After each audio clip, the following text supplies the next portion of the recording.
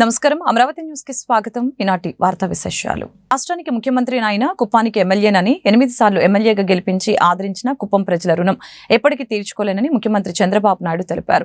గత పాలకులు కక్షపూరితంగా కుప్పం అభివృద్ధిని అడ్డుకున్నారని, టీడీపీ కార్యకర్తలను ఇబ్బందులు పాలు చేశారని ఆవేదన వ్యక్తం చేశారు. ఇకపై కుప్పం అభివృద్ధి అన్స్టాపబుల్ అని, అన్ని రంగాల్లో నియోజకవర్గాన్ని ముందుకు తీసుకువెళ్లేందుకు స్వర్ణ కుప్పం విజన్ 2029 నిర్దేశించుకున్నామని ఈ సందర్భంగా ముఖ్యమంత్రి తెలియజేశారు. కుప్పంలోని ద్రావిడ యూనివర్సిటీలో స్వర్ణ కుప్పం విజన్ 2029 డాక్యుమెంట్ ని ముఖ్యమంత్రి చంద్రబాబు ఆవిష్కరించారు. 5 ఏళ్లలో కుప్పం నియోజకవర్గ అభివృద్ధికి సంబంధించిన పవర్ పాయింట్ ప్రెజెంటేషన్ ద్వారా ముఖ్యమంత్రి వివరించడం జరిగింది. భవిష్యత్తులో ఇంకా ఇలాంటి ప్రైవేట్ పబ్లిక్ పార్ట్నర్షిప్ తో పెద్ద ఎత్తున పెట్టుబడులు కూడా తీసుకొచ్చి ఈ కుప్పం యొక్క దిశ మార్చేట్టుగా ముందుకు పోతాం. నెక్స్ట్ ఇక్కడ మీరు చూస్తే by 2029 Kuppam constituency envisages to be a model constituency that nurtures a thriving community where every citizen has access to quality of services, economic opportunities and high standard of living. చాలా స్పష్టంగా ప్రతి ఒక్కరి జీవన ప్రమాణాలు పెంచి మీ ఆరోగ్యాన్ని పెంచే విధానానికి రూపకల్పన చేస్తున్నాం. నేను 3 ప్రిన్సిపల్స్ పెట్టుకున్నాను. 1 వెల్తీ, 2 హెల్తీ, 3 హ్యాపీ. 1 మీకు డబ్బులు రావాలి, సంపద రావాలి. 2 మీరు ఆనందంగా ఉండాలి. ముందు ఆరోగ్యంగా ఉండాలి. ఆరోగ్యం లేకపోతే ఆనందం ఉండదు. డబ్బులున్నాయి, అనారోగ్యంతో బాధపడతా ఉంటే జీవితాన్ని మీరు ఎంజాయ్ చేయలేరు. డబ్బులున్నాయి, ఆరోగ్యం ఉంది, 24 గంటల అన్హ్యాపీనెస్ ఉంటే అది జీవితమే కాదు. మనిషి ఏ పని చేసినా ఆనందంగా ఉండాలి. అలాంటివి 3 ప్రిన్సిపల్స్ పెట్టుకున్నాను. మళ్ళీ గుర్తుపెట్టుకోండి. 1 వెల్తీ, 2 హెల్తీ, 3 హ్యాపీ. ఈ 3 ప్రిన్సిపల్స్ పైనే నేను ఈరోజు ఈ విజన్ డాక్యుమెంట్ తయారు చేశామని చెప్పి కూడా నేను మీకు తెలియజేస్తున్నా. నెక్స్ట్ ఈరోజు ఇక్కడ చూస్తే స్వర్ణ కుప్పం టువర్డ్స్ జీరో పావర్టీ. ఇంతవరకు మనం చాలాసార్లు మాట్లాడాం.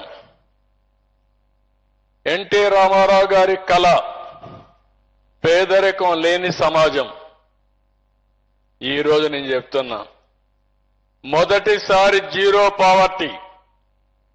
ఈ రాష్ట్రంలో పేదవాళ్ళందరినీ అబవ్ పావర్టీకి తెచ్చే మొదటి స్టెప్. దానికి ఈ రోజే ఈ కుప్పంలో ఫౌండేషన్ వేశాం. ఇక్కడి నుంచి ఎవ్వరు కూడా పేదవాళ్ళుంటే వాళ్ళపైన ప్రత్యేకమైన శ్రద్ధ పెట్టి అందరితో సమానంగా కాకపోయినా పేదరికం నుంచి మొదటి దశ పైకి తీసుకొస్తాం. గేమ్ చేంజర్ ఈవెంట్ కు హాజరై రోడ్డు ప్రమాదంలో మృతి చెందిన 2 అభిమానుల కుటుంబాలకి AP deputy CM Pawan Kalyan పరిహారం ప్రకటించారు. సినీ నటుడు చరణ్ కూడా ఒక్కొక్క కుటుంబానికి 10 లక్షల ఆర్థిక సహాయం అందజేశారు. ప్రమాదం జరిగిన కాకినాడ రాజమండ్రి రోడ్డుని గత ప్రభుత్వం పట్టించుకోలేదని పవన్ కళ్యాణ్ ఆరోపించారు. పాడైపోయిన రోడ్డుని కొంతకాలంగా బాగు చేస్తున్నట్లు తెలిపారు.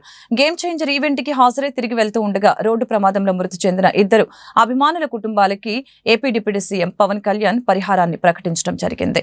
ఈ క్రమంలోనే గేమ్ చేంజర్ ప్రీ రిలీజ్ వేడుకల్లో పాల్గొని తిరిగి ఇళ్లకు వెళ్తున్న క్రమంలో జరిగిన రోడ్డు ప్రమాదంలో కాకినాడ జిల్లా గైగోలుపాడుకు చెందిన 6వ మణికంఠ తోకాడ చరణ్ ప్రమాదవశాత్తు మృతి చెందడం జరిగిందని, ఇది బాధించదగ్గ విషయమని పవన్ కళ్యాణ్ తెలియజేశారు.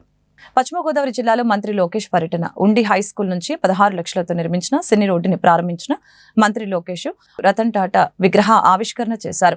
ఆంధ్రప్రదేశ్ విద్య, ఐటీ, ఎలక్ట్రానిక్స్ శాఖల మంత్రి నారా లోకేష్ సోమవారం పశ్చిమ గోదావరి జిల్లాలో పర్యటించారు. జిల్లాలో చేపట్టిన పలు అభివృద్ధి పనుల్ని ప్రారంభించారు. ఉండి హై స్కూల్లో ఆధునీకరించిన భవనాలను ప్రారంభించిన మంత్రి కాసేపు విద్యార్థులతో ముచ్చటించారు. చెడు వ్యసనాల జోలికి వెళ్లకుండా బాగా చదువుకోవాలని విద్యార్థులకి సూచించారు. డ్రగ్స్ వద్దు బ్రో, డ్రగ్స్ వైపు అసలు వెళ్ళకండి. మీరు ఇప్పుడు 10వ తరగతి, బాగా చదువుకోండి. మీకు ఉద్యోగాలు ఇచ్చే బాధ్యత నాది. మీరు బాగా చదివితే మీ కుటుంబం కూడా బాగుంటుందని లోకేష్ తెలిపారు. చరిత్రలో ఎప్పుడు జరిగిన విధంగా టీసీఎస్ ప్రకటిస్తడం జరిగింది. కనీసం 10,000 మందితో విశాఖపట్నంలో ఒక డెవలప్మెంట్ సెంటర్ ఏర్పాటు చేయబోతున్నాం. రాబోయే 3 నెలల్లో ప్రభుత్వం చేతుల్లో ఉన్న మిలీనియం టవర్స్లో 2,000 మంది పనిచేయబోతున్నారని సభాముఖంగా తెలుపుతున్నాం. రతన్ టాటా గారు చనిపోయారని తెలిసిన వెంటనే ఆ రోజు మా క్యాబినెట్ మీటింగ్ ఉంటే క్యాబినెట్ మీటింగ్ క్యాన్సిల్ చేసుకుని గౌరవ ముఖ్యమంత్రి గారు నేను కలిసి అక్కడికి వెళ్ళాం. ఆయన గుర్తుగా మన ప్రభుత్వం రతన్ టాటా ఇన్నోవేషన్ హబ్ అమరావతిలో ఏర్పాటు చేసి వరల్డ్ క్లాస్ ఇన్నోవేటర్స్ అందరిని అక్కడ తీసుకొస్తంతో పాటు మన లోకల్ ఆంటర్‌ప్రెన్యూర్స్ని ప్రోత్సహించి వాళ్ళకి మెరుగైన నెట్వర్కింగ్ ఆపర్చునిటీస్ ఇవ్వాలనే లక్ష్యంతో మేము త్వరలో ప్రారంభించబోతున్నామని ఈ సభాముఖంగా మీ అందరికీ తెలుపుతున్నాం. ఇక్కడ ఫస్ట్ ఇయర్ స్టూడెంట్స్ ఉన్నారు, సెకండ్ ఇయర్ స్టూడెంట్స్ ఉన్నారు, సీనియర్స్ అంటే 4th ఇయర్ స్టూడెంట్స్ ఉన్నారు. ఎగ్జామ్స్ అయిపోతే మీరు మీ దారి వెళ్ళిపోతారు. కానీ మీకు చదువు చెప్పిన ఉపాధ్యాయులు కానివ్వండి, లేదంటే మీరు ఏ కాలేజీలో చదువుకున్నారు, ఏ స్కూల్లో చదువుకున్నారు, దయచేసి మర్చిపోద్దండి. మీ వంతు సేవ చేయండి. మాతృభూమి మన రాష్ట్రానికి సేవ చేయండి. మీ కంపెనీలో అడ్వకేసీ చేసి మీ కంపెనీ ఆఫీస్ని ఆంధ్ర రాష్ట్రంలో పెట్టించే బాధ్యత మీరందరూ తీసుకోవాలని ఈ సభాముఖంగా కోరుకుంటున్నాను. ఇంకా విద్యా వ్యవస్థ గురించి మీ అందరూ తెలుసు, చాలా కఠినమైన శాఖ. నాకు కఠినమైన శాఖలు బాగా ఇష్టం. నా జీవితంలో కూడా రోడ్లెస్ ట్రావెల్ ఏదన్నా ఎతికి నేను ఆ రోడ్డు పైన వెళ్తా. మంగళగిరి నియోజకవర్గం తెలుగుదేశం పార్టీ 1985 తర్వాత గెలవలేదు, అంటే 40 సంవత్సరాలు గెలవని నియోజకవర్గంలో నేను పోటీ చేశా. 2019లో ఓడిపోయా, 5,300 ఓట్లతో ఓడిపోయా. బాధ ఉండే, ఒకరోజు బాధ కలిగింది. అరే ఇంకా కష్టపడి ఉంటే బాగుండేది, కనీసం 2 నెలలు ముందలు వచ్చుంటే ప్రజలు నేను కన్విన్స్ చేసి ఉండేవాడిని కదా అని అనిపించింది. కానీ 5 సంవత్సరాలు నేను వదిలిపెట్టలా, కష్టపడ్డా. ఎక్కడైతే ఓడిపోయానో అక్కడనే గెలవాల లక్ష్యంతో పనిచేశాను. ప్రజల ఆశీస్సులతో 91,000 మెజారిటీతో గెలిచి శాసనసభ్యుడిగా మేము ముందర నిల్చుంటున్నాం. ఇది మీ అందరికి ఎందుకు చెప్తున్నానంటే, దేవుడు ఒక్కొక్కరికి ఒక రకమైన పరీక్ష పెడతారు. ఆ పరీక్షని కూడా జయించే శక్తి దేవుడు మనకిస్తాడు. మన జీవిత ప్రయాణంలో అనేక ఇబ్బందులు మనందరం ఎదుర్కోబోతున్నాం, మనందరం. కానీ ఆ సమస్యల్ని జయించే శక్తి కూడా మనకిస్తారు.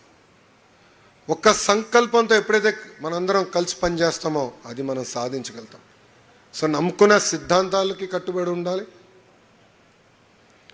మన కష్టకాలాల్లో మనకి అండగా నిలబడిన వాళ్ళు, మనతో నిలబడిన వాళ్ళని మన జీవితాంతం గుర్తుపెట్టుకుని మన జీవిత ప్రయాణం చేయాలని ఈ సభాముఖంగా ఇక్కడున్న యువకులందరినీ నేను కోరుతున్నా.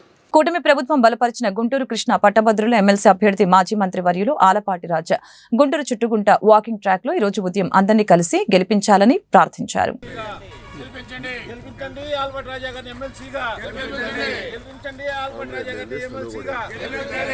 ఉమ్మడి కృష్ణా గుంటూరు పట్టభద్రుల ఎమ్మెల్సీ ఎన్నికల్లో కూటమి బలపరిచిన అభ్యర్థిగా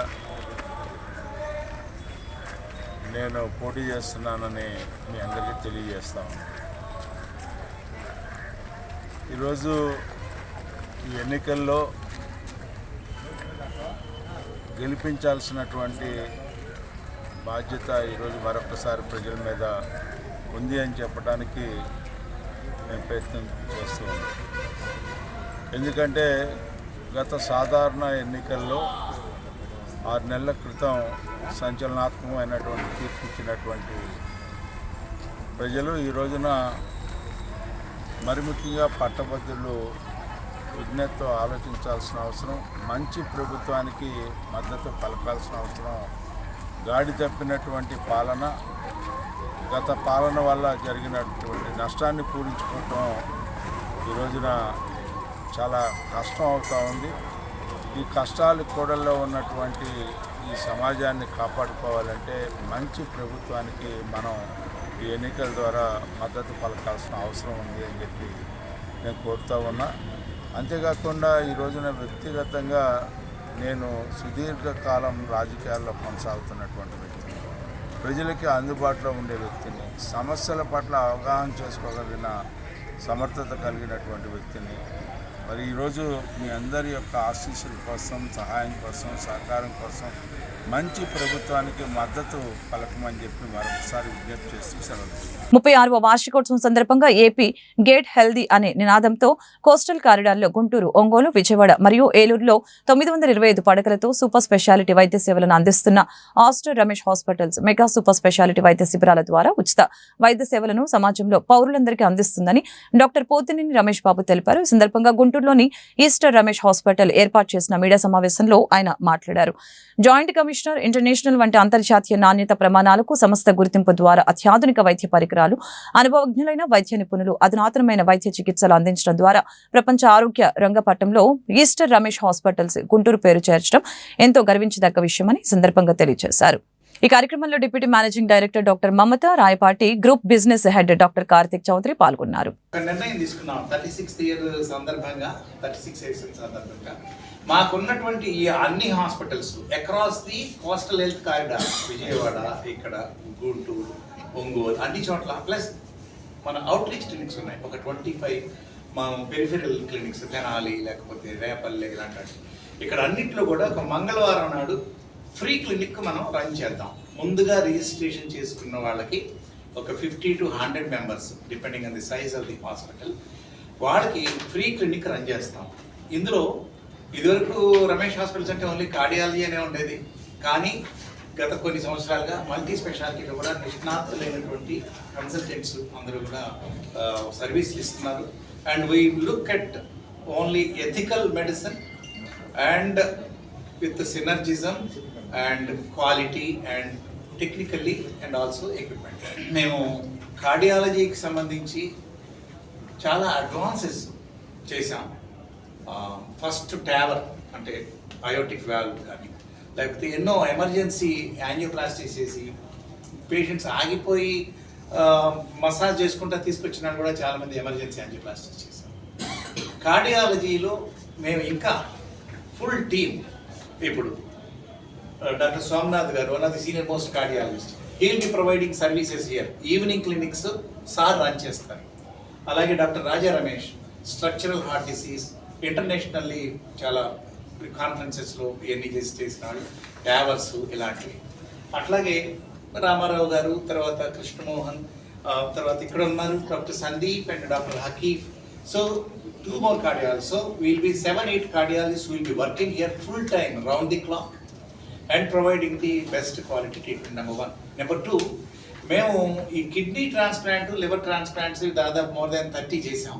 ఈ సంవత్సరంలో హార్ట్ ట్రాన్స్ప్లాంట్, లంగ్ ట్రాన్స్ప్లాంట్ కూడా ఖచ్చితంగా చేయబోతున్నాము. దానికి అన్ని వనరులన్నీ సమకూర్చుకున్నాం. సో దాంతోపాటు మీ అందరికీ తెలుసు డిఎన్బి ప్రోగ్రామ్ ఉంది. ఇక్కడ దాదాపు 50 మంది స్టూడెంట్స్ ఉన్నారు, అకాడమిక్ ఇన్స్టిట్యూట్. సో అందులో హయ్యెస్ట్ లెవెల్ ఆఫ్ స్టాండర్డ్స్ తీసుకెళ్దామని కూడా మేము ప్రయత్నాలు చేస్తున్నాం. So academics, research, transplant, advance treatment, దాంతోపాటు వీలైనంత మందికి మేము అందుబాటులోకి even lower sections who cannot afford to pay వాళ్ళకి. ఇప్పుడు దాదాపు 30 సెంటర్లు ఉన్నాయనుకోండి, దాదాపు ఎవ్రీ ట్యూస్డే మేము ఒక 1500 మందికి ఫ్రీగా మల్టీ స్పెషాలిటీలో వాళ్ళకి ఉచితంగా కన్సల్టేషన్ ఇస్తాం ఎవ్రీ ట్యూస్డే ఈ అక్రాస్ దిస్ క్లస్టర్.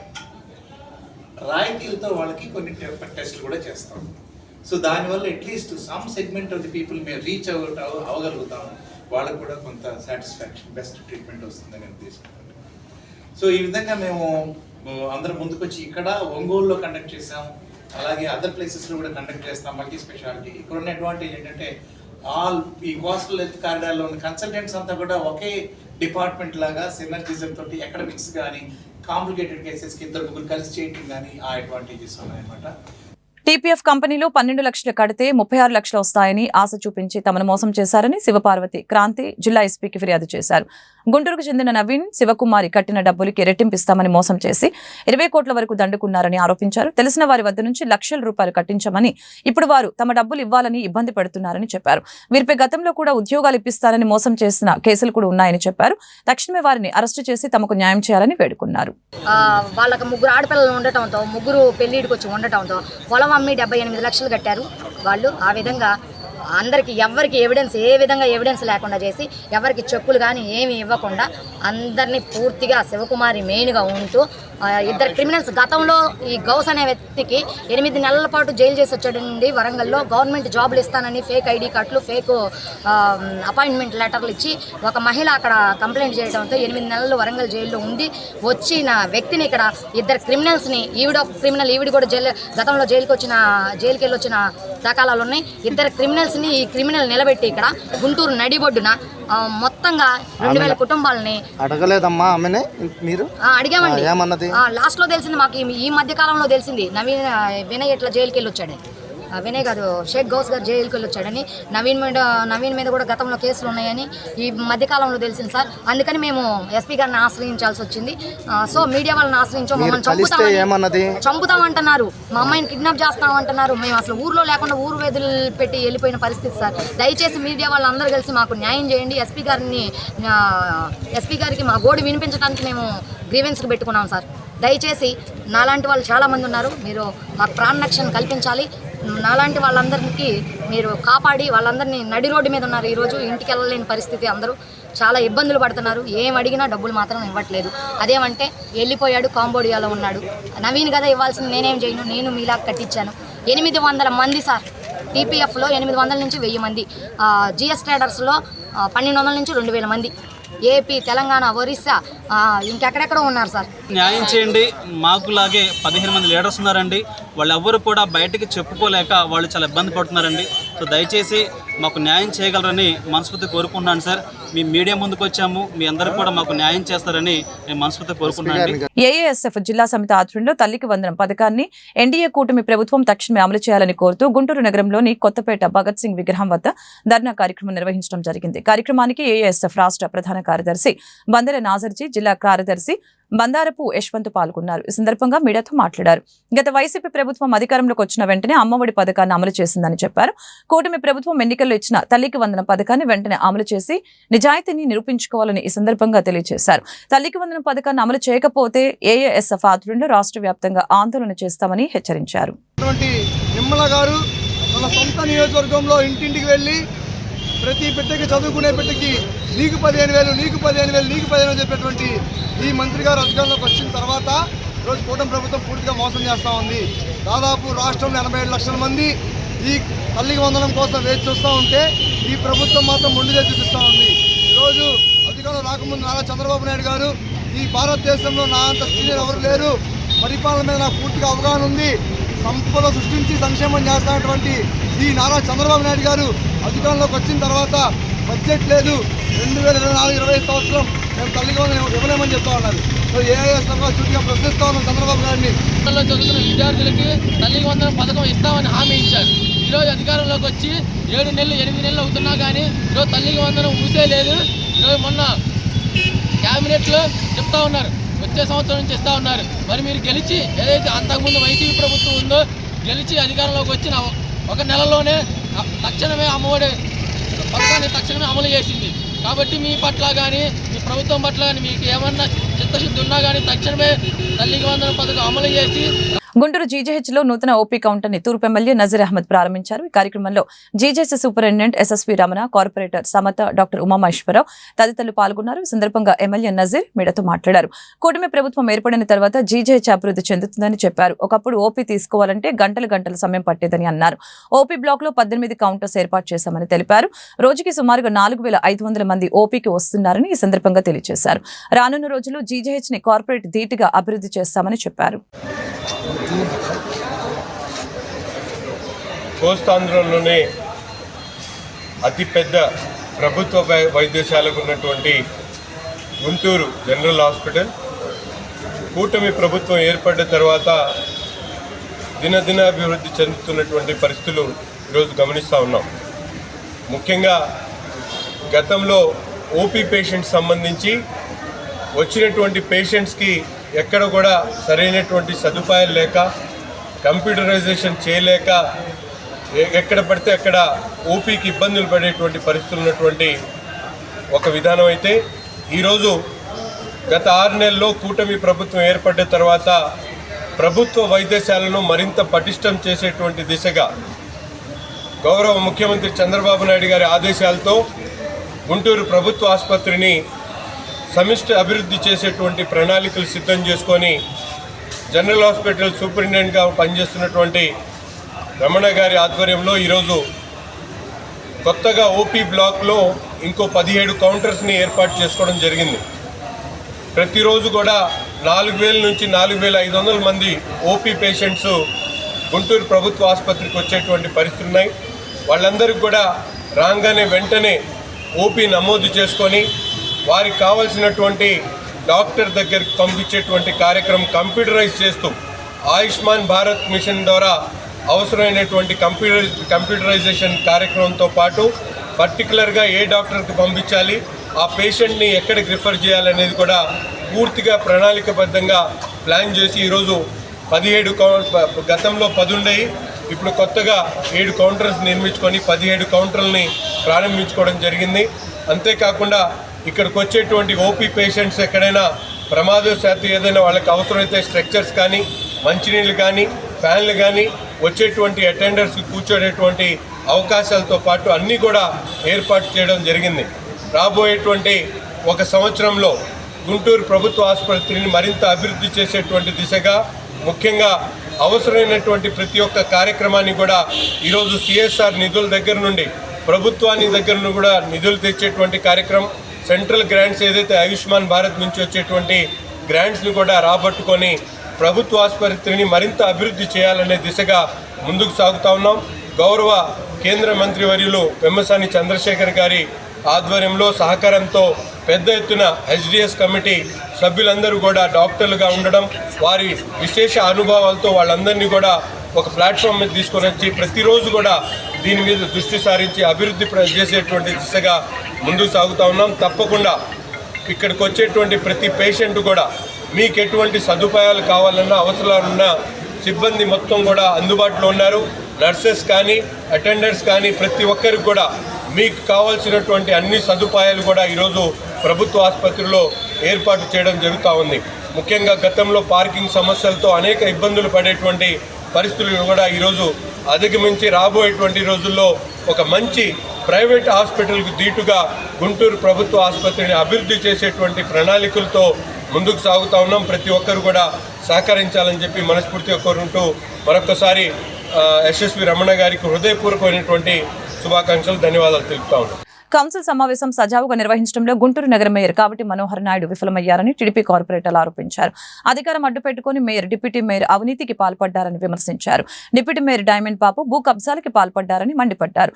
తమ తప్పిదాలను కప్పిపుచ్చుకునేందుకు అధికారుల్ని టార్గెట్ చేస్తున్నారని దుమ్మెత్తిపోశారు. సోమవారం గుంటూరు టీడీపీ జిల్లా కార్యాలయంలో ఏర్పాటు చేసిన మీడియా సమావేశంలో టీడీపీ కార్పొరేటర్లు వేములపల్లి శ్రీ రామ్ ప్రసాద్, ఈరంటి వరప్రసాద్, బాలాజీ, స్మిత, పద్మజ, కోటేశ్వరరావు మాట్లాడారు. వైసీపీ పాలనలో గుంటూరు నగరపాలక సంస్థ అవినీతికి కేర్ ఆఫ్ అడ్రస్ గా నిలిచిందని ఈ సందర్భంగా మండిపడ్డారు. అలాగే మీడియా సమావేశంలో మేయర్, డిప్యూటీ మేయర్ చెప్తున్న నీతి వ్యాఖ్యలు చూస్తూ ఉంటే దయ్యాలు వేదాలు వల్లించినట్లుగా ఉందని ఎద్దేవా చేశారు. మేయర్ గారిని ఒకటే ప్రశ్నిస్తూ ఉన్నాము. గత 4 సంవత్సరాలుగా మీరు అధికారంలో ఉండి నగరపాలక సంస్థలో కానీ నగరంలో కానీ ఏమి అభివృద్ధి పనులు చేశారు? 25 మంది ఎంపీలు ఇచ్చి 151 మంది ఎమ్మెల్యేలు ఇస్తే గుంటూరు నగరంలో ఒక అభివృద్ధి పని అయినా చేశారా మీరు? ఈ రోజున మా పార్టీ ఎన్డీఏ కూటమిలో జరిగి సంపూర్ణ మెజార్టీ సాధించి కేవలం 6 నెలల్లో నగర ప్రజలకు అత్యంత అవసరమైన శంకర్రాజ్ బ్రిడ్జిని మా పెమ్మసాని చంద్రశేఖర్ గారు ఎంపీ గారు సాధించి 100 కోట్లతో పనులు మొదలు పెడతా ఉంటే ఆ రోజు కౌన్సిల్ సమావేశంలో కూడా దాని గురించి మీరు గొడవ చేశారు. మీకు నిన్న డిప్యూటీ మేయర్ గారు మీడియా సమావేశంలో చెబుతున్నాడు, మాకు చిత్తశుద్ధి ఉంది, నగర అభివృద్ధి మీద ప్రజల అవసరం కోసం మేము 130 కోట్ల పనులు పెట్టినా కూడా మేము ఆమోదించడానికి సిద్ధంగా ఉన్నాము, కానీ మీరే అడ్డుపడుతున్నారు అధికారులు, తెలుగుదేశం పార్టీ కార్పొరేట్లు అంటున్నారు. నిజంగా మేము ఒకటే ప్రశ్నిస్తూ ఉన్నాం డిప్యూటీ మేయర్ని కానీ అసలు ఒక సభ్యుడు క్వశ్చన్ పెడితే ఆ సభ్యుడికి అధికారి సమాధానం చెప్పాలి. నువ్వు అనవసరంగా డిప్యూటీ మేయర్ని స్థాయి మర్చిపోయి ప్రతి దానికి కూడా నువ్వు అడ్డుపడి గంటలు లెక్చర్ ఇస్తూ ఉంటే గత 3.5 సంవత్సరాల్లో మీ అధికారం ఉన్నప్పుడు చెల్లింది. ఇప్పుడు మేయర్ కూడా మేము ఏదన్నా క్వశ్చన్ వేస్తే రిలవెంట్గా మా తోటి కార్పొరేటర్ దాంట్లో కలవ చేసుకోకపోతే నువ్వు మాట్లాడటానికి లేదు, నువ్వు కూర్చో అని మైక్ కట్ చేశాడు. కానీ ఇవాళ కూడా డిప్యూటీ మేయర్ ఇంకా వాళ్ళ ప్రభుత్వం అధికారంలో ఉందని గంటలు ఈ మొత్తానికి కారణం వేరే సభ్యుడు అడిగిన దానికి సమాధానం చెబుతుంటే తను కలువ చేసుకొని రచ్చ చేశాడు. ఏందో మాట్లాడుతావు, దెయ్యాలు వేదాలు వల్లించినట్టుంది. ఏదో గొంతు ఉంది కదా, మైక్ ఇస్తున్నాడు కదా మేయర్, అధికారం మీకు మెజార్టీ ఉంది కదా అని చెప్పి మీకు మైక్ ఇచ్చినప్పుడేమో మీరు మాట్లాడతారా? ఎదుటాడికి ఇచ్చినప్పుడు మాట్లాడినవరా? నిన్న కౌన్సిల్లో నీ సభ్యుడే పెట్టారు కొన్ని క్వశ్చన్లు, వాటి మీద వాళ్ళు మాట్లాడినవలా? మా సభ్యుడు అడిగాడు, చిష్టి అడిగినప్పుడు పందుల కాలనీలో అవినీతి గురించి అడిగాడు, సమాధానం చెప్పారు. తర్వాత అదే సంబంధించిన రిలేటెడ్ క్వశ్చన్ 84 దాంట్లో నాది ఉంది, నేను అడిగాను దీని మీద మాట్లాడినా అని. నేను ఆ రోజు విజిలెన్స్ ఎంక్వైరీకి అడిగా, నువ్వు ఎందుకు ఎంచలేకపోయావు? నువ్వు నీతి నిజాయితీ దమ్ము ధైర్యం అని మాట్లాడుతున్నావు, నువ్వు ఎందుకు విజిలెన్స్ ఎంక్వైరీకి రాయలేకపోయావు? సభను నడపండి, ఉందాగా సమస్యల మీద మాట్లాడండి, ప్రజాధనం వృధా చేయబాక. ఏదో కమిషనర్ డబ్బులు తింటున్నాడు, అధికారులు డబ్బులు తింటున్నారు, వాళ్ళకి జీతాలు ఇస్తుంది ప్రజాధనం అంటున్నావు. నువ్వు వాడుకున్న ఆయిల్ ఎవరి సొమ్ము? గుంటూరు నగర ప్రజల నుంచి వచ్చిన ట్యాక్సుల రూపంలో వచ్చింది కదా. 15,000 రూపాయలు నీ ఆఫీసు టీకి మెయింటెనెన్స్ అవుతున్నాయి, అవి ఎవరి సొమ్ము? గుంటూరు ప్రజలది కాదా? నీకొక న్యాయం, ఎదుటాడికి ఒక న్యాయమా? నువ్వు ఇంకనైనా నీతి వాక్యాలు మాని. నాకు నిన్న తుళ్ళూరు నుంచి ఒకరిద్దరు ఫోన్ చేశారు, ఏంద్రా బాబు వీడు మాకు ఇన్ఛార్జిగా చేశారు, వైసీపీ వాళ్ళే, మా పార్టీలో చాలామంది శాసకురావు అని వాళ్ళు గతంలో చేశారు, ఎప్పుడు మాకు ఈ అడావుడు లేదు, వీడేది ఇప్పుడు రావడంతోనే ఇల్లు కబ్జాలు చేశాడంట, స్థలాలు కబ్జాలు చేశాడంట, బెదిరిస్తాడంట, మేము రాజధానిలో ఏం చేయాలా, మా భూములు మాకు గందరగోళంగా ఉంటుంది, మా పరిస్థితి ఇన్నేమిట్రా బాబు మాకు తెచ్చిపెట్టారని అడుగుతున్నారు, భయపడుతున్నారు. నువ్వు ఎక్కడైనా బ్లాక్మెయిల్ రాజకీయాలు మానుకో. గుంటూరులో నిర్మాణం జరుగుతున్న గ్రీన్ గ్రేస్ అపార్ట్మెంట్ నిర్మాణం గురించి గుంటూరులోని తన క్యాంపు కార్యాలయంలో మీడియా అధికార సమావేశం నిర్వహించారు. ఈ సందర్భంగా ఎమ్మెల్యే మీడియాతో మాట్లాడారు. మోసానికి ప్రతిరూపం అంబటి మురళీకృష్ణ అని ఎమ్మెల్యే ధూళిపాల నరేంద్ర కుమార్ అన్నారు. తన అధికారాన్ని ఉపయోగించి ఏ విధంగా గ్రీన్ గ్రేస్ నిర్మాణంలో ఎటువంటి అనుమతులు లేకుండా అక్రమాలకి పాల్పడ్డారో గతంలో ప్రజల ముందుకు తీసుకుని రావడం జరిగిందని తెలియజేశారు. మళ్లీ ఇవాళ గుంటూరు పట్టణంలో ఉన్న ప్రజలకి అన్ని అనుమతులు ఉన్నాయని చెప్పి ఒక కొత్త నాటకానికి తెరతీయటం జరిగిందని ఈ సందర్భంగా మండిపడ్డారు. దీనిపై ప్రభుత్వాన్ని ఎంక్వైరీ చేయమని కోరతామని చెప్పారు. అనుమతులన్నీ పునఃపరిశీలన అయినాయి, కొన్ని క్యాన్సిల్ అయినాయి, కానీ ఆయన బయటికి చెప్పటల్లా. కేవలం రాజకీయం ఉపయోగిస్తున్నాడు. నేను చెప్పా ఇందాక మీకు సీక్వెన్స్లో, మేము 2024 ఎన్నికల్లో గెలిచాం. గెలిచిన తర్వాత జరుగుతున్న అక్రమాలు మా దృష్టికి వచ్చినప్పుడు మేము ప్రజల ముందు ఉంచాం. అది మా బాధ్యత. కేవలం ఇదేదో ధూళిపాల నరేంద్ర మీద అంబటి మురళీకృష్ణ పోటీ చేశాడు కాబట్టి ధూళిపాల నరేంద్ర కుమార్ కక్ష గట్టి ఇవన్నీ నేను సృష్టించినయా? కాదు కదా.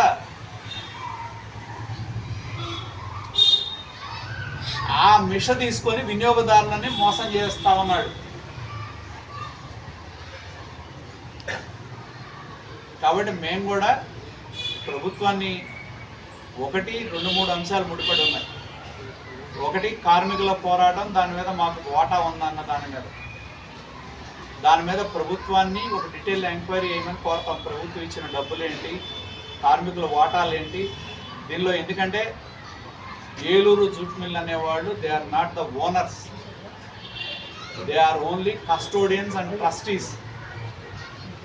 ఏది మిల్లు డెవలప్ చేయడానికి వచ్చిన వాళ్ళు, అంతేగాని మిల్లు అమ్ముకోవడానికి వచ్చి అధికారం ఎక్కడా లేదు, ఎక్కడా ఇవ్వాల వాళ్ళకి. బిఐఎఫ్ఆర్ కింద ఇండస్ట్రీని తిరిగి నడపడానికి ఇచ్చారు. దానిలో ఎవరెంత పెట్టుబడి పెట్టాలనే దాని మీద స్పష్టమైన ఇది కూడా ఉన్నాయి. కాబట్టి దాని మీద ప్రభుత్వాన్ని కోరతాం సమగ్రమైన విచారణ చేయాలని.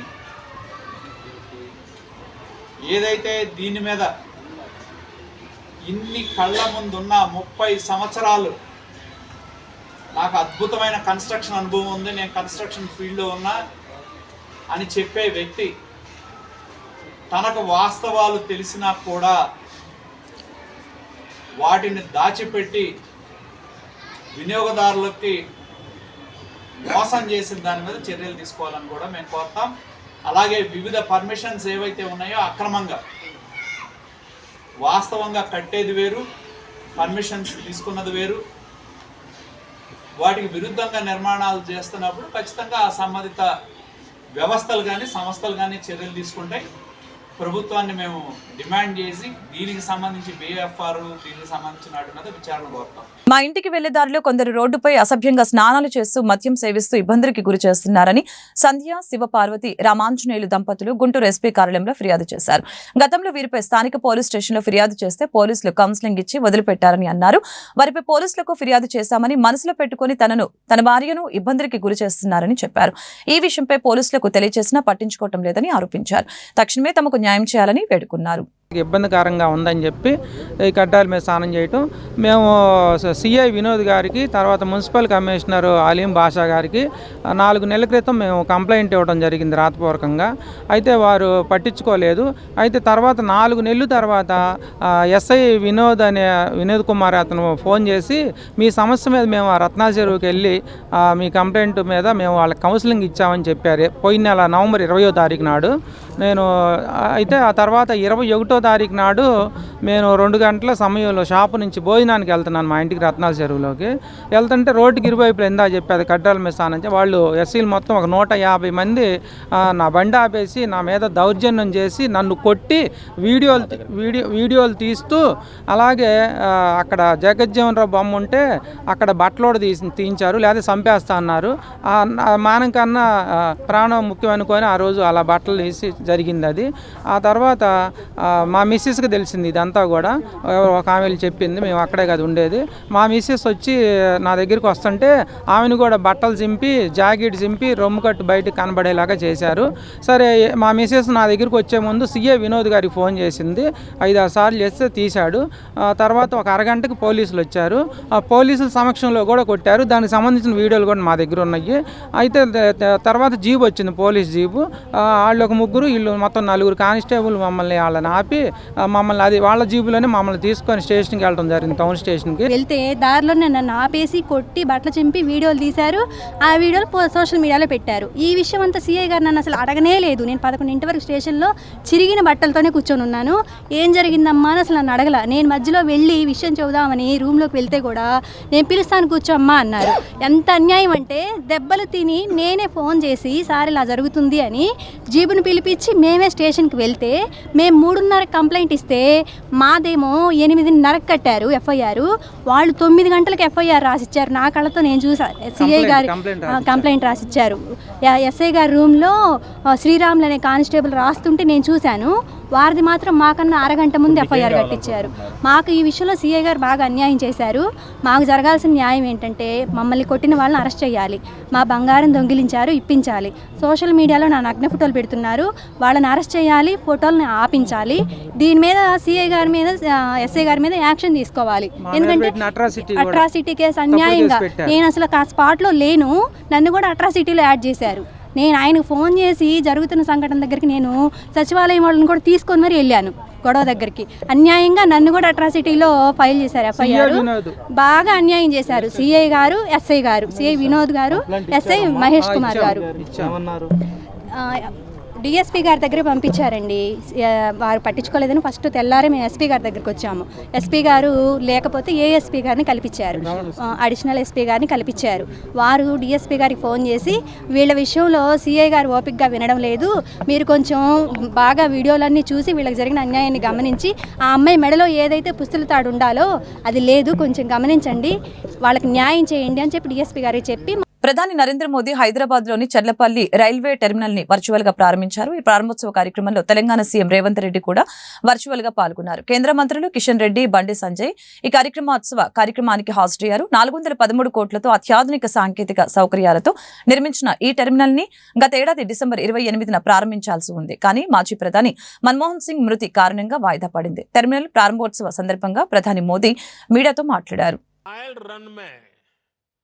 वंदे भारत का नया स्लीपर वर्जन कैसे 180 किलोमीटर प्रति घंटा की रफ्तार से दौड़ रहा है, और ये देखकर मुझे ही नहीं किसी भी हिंदुस्तानी को अच्छा लगेगा. ऐसे अनुभव ये तो शुरुआत है, वो समय दूर नहीं जब भारत में पहली बुलेट ट्रेन भी दौड़ेगी. साथियों, हमारा लक्ष्य है कि फर्स्ट स्टेशन से लेकर डेस्टिनेशन తాడేపల్లిలోని పంచాయతీరాజ్ శాఖలో అవుట్సోర్సింగ్ ఉద్యోగం ఇప్పిస్తానంటూ నైనవరపు శ్రీనివాస్ నా వద్ద నుంచి 2 లక్షల రూపాయలు తీసుకుని మోసం చేశారని జిల్లా ఎస్పీకి ఫిర్యాదు చేసిన ఎం శ్రీనివాసరావు ఈ సందర్భంగా ఆయన మీడియాతో మాట్లాడారు. 10 నెలల పాటు నా చేత ఉద్యోగం చేయించుకొని 1 రూపాయి కూడా ఇవ్వలేదు. జీతం ఇవ్వటం లేదని పై అధికారిని కలిసి అడిగితే ఉద్యోగాలు లేవని వెళ్లిపోమని చెప్పారు. డబ్బులు ఇవ్వమని అడిగితే ఆ తర్వాత ఇస్తానులే చూద్దాం అంటూ దాటేస్తున్నారని అన్నారు. నేను ఉద్యోగం వస్తుందని ఆశతో నా ఇంటిలో ఉన్న బంగారం అమ్మి 2 లక్షల రూపాయలు శ్రీనివాస్కి ఇచ్చానని చెప్పారు. శ్రీనివాస్ వద్ద నుంచి డబ్బులు ఇప్పించాలని ఎస్పీని కోరటం జరిగిందని తెలిపారు. చందూరులో ఉంటాను, వ్యవసాయం చేసుకుని చదువుతున్నాను.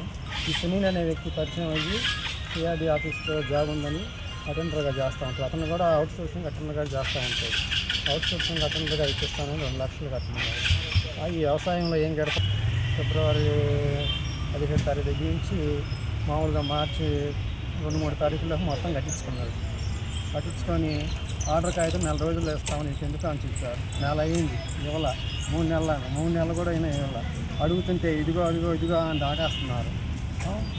మరి తర్వాత సార్ని వెళ్ళి కలిశాను. 4 రోజులాగా రమ్మన్నాడు, 15 రోజులాగా రమ్మన్నాడు అని చెప్పి దాటేస్తున్నారు. 10 నెలల దాకా ఎట్టాన్ని తిప్పి చివరికి నాకు అనుమానం వచ్చి మా సార్ని వెళ్ళి సంస్థ నాకు శాలరీ ఇవ్వట్లేదు, ఏమి ఇవ్వట్లేదు, నాకు ఇంతవరకు బయోమెట్రిక్ లేదు, 10 నెలల నుంచి చేస్తున్నాను అని మా సార్ని అడిగితే మా సార్ వెళ్ళి పై ఆయన కలిశాడు సంగతిని. కలిస్తే సార్ ఏమన్నా ఇక్కడ మాకు అసలు తెలియదు, మాకు చెప్పకుండా ఎత్తు పెట్టాడు, ఇప్పుడు ఖాళీలు లేవు వెళ్ళిపోమంటున్నారు. అందుకని చెప్పి నా డబ్బులు నాకు ఇప్పించవలసిందిగా అనుకుంటే ఏమంటున్నారు. డబ్బులు అడుగుతుంటే ఫోన్ స్విచ్ ఆఫ్ చేసేస్తున్నారు. ఇదిగో అని చెబుతున్నాడు కానీ అసలు ఇట్లా ఇదిగో రేపు ఇస్తాను ఎల్లుండి ఇస్తాను అని చెబుతున్నాడు కానీ ఏం సమాధానం కూడా కావట్లేదు సరిగ్గా. కంప్లైంట్ అయితే పోలీస్ స్టేషన్లో మా గ్రాడ్యుయేట్లో ఎస్పీ ఆఫీస్లో కంప్లైంట్ ఇచ్చాను సార్. ఈ వార్తలు ఇంతటితో సమాప్తం. మరొక బులెటిన్లో మళ్ళీ కలుద్దాం. నమస్కారం.